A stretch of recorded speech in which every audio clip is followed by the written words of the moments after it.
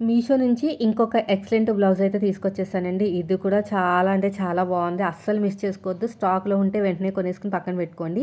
Pure cotton lining blouse. Lining వాళ్ళే వేసి మరి కుట్టారు. ఇక్కడ చూసారు కదా ఫ్లవర్ పెట్టినట్టుంది.